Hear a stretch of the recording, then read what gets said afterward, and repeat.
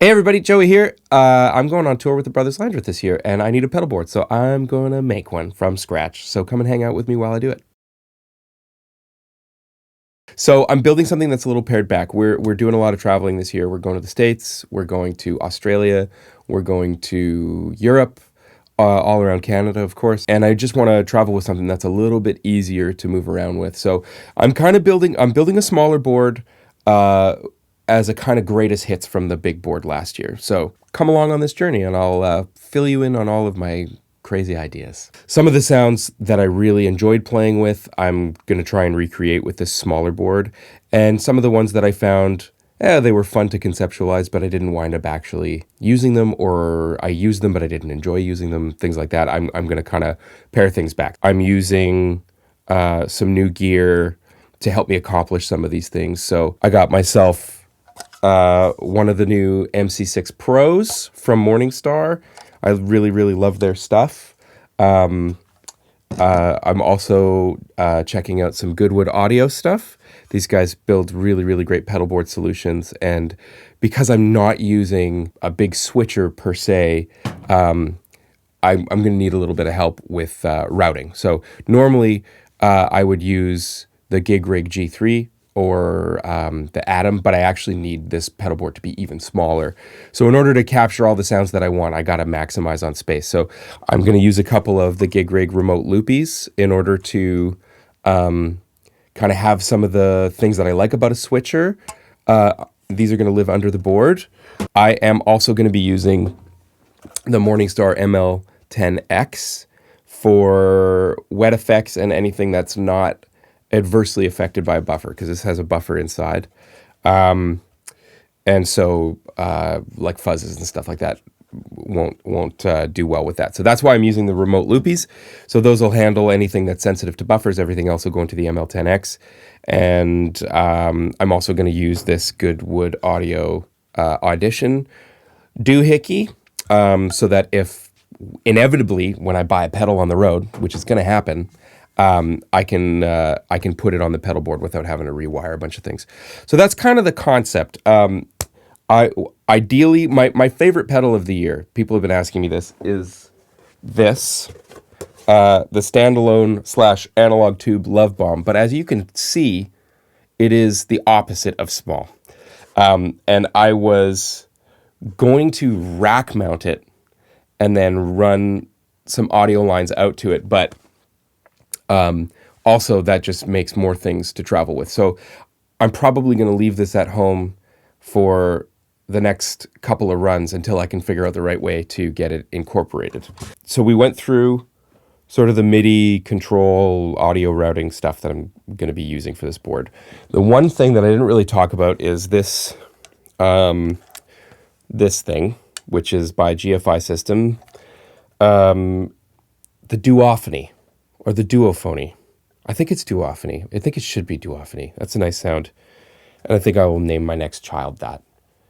GFI System Duophony, Landreth, Salgado. But yeah, so this is a parallel mixer, and I'm going to use this to help with the wet effects. So I'm going to probably run this board in wet-dry configuration, which means all the drives and boosts and fuzzes and stuff are going to go to one amp, and then the wet effects will go to another amp.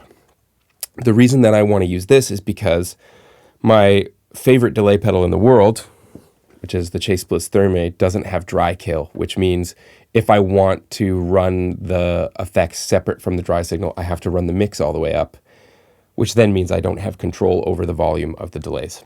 So this is what's going to do that for me. So you plug one pedal into the effects loops, and this has two effects loops, both stereo, which is awesome. So you run your wet effects into the loops of this, and then it'll handle all the routing, and you can route it left and right. You can blend back in your dry signal, whatever. That's really, really powerful little thing, all MIDI controllable, presets, you name it, and touch bars, which I think is so cool. Gadget. The other thing I'm going to use is the Chase Bliss Dark World. I love the Chase Bliss stuff. I think Joel Cordy and his team are just the coolest people who exist. But I also, one of the reasons that I like this stuff so much is I have the MIDI implementation chart completely memorized. So controlling them and saving presets and all that stuff is easy because I know them really well. So I'm going to use the Dark World for reverb, Therme for delay. The Condor, I actually use with an expression pedal pretty much exclusively for the filter. So I have the low pass filter on an expression or volume, so like a volume swell. So I kind of like that because when I'm not using it, it won't be in the signal path, degrading my tone. Because I've been really into using some kind of like subtle pitch shifting, like the vibrato setting on a Univibe. I'm a big Mike Landau fan, and he uses that a lot. And so on the last record, I wound up using that sound quite a bit. And so the pedals that I really like for that are the Emperor version 2 by JHS. I think this is loosely, or maybe not so loosely, based on the Orion chorus, the one that Mike Landau uses. So I'm thinking that I might use this. It is what I used for a lot of the touring last year. I also really like this, the Boss VB2 Wazacraft, also something that Landau uses, although he didn't use the Wazacraft one.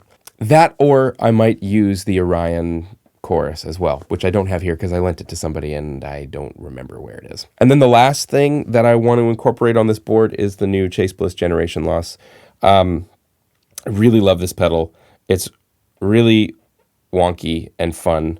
But one of the things that it does is like a freeze function, which is super fun to use when sort of solo sections open up and I want to play over some like static chord changes or something. I can play a chord into it and then play or set a mood, if you will.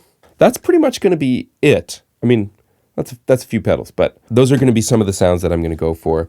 The Therme I mentioned before, I like to run it just as a regular delay, but then I will also use some of the pitch shifting sort of stuff that it does. If you're not familiar with the Chase Bliss Therme, go and check out YouTube. If you've heard of it, they have videos on there. You can watch a video of it. Okay, so I think that pretty much sums up all the pedals that I want to use for this build. Probably going to change, but more or less that's the concept. So now I just have to put the thing together.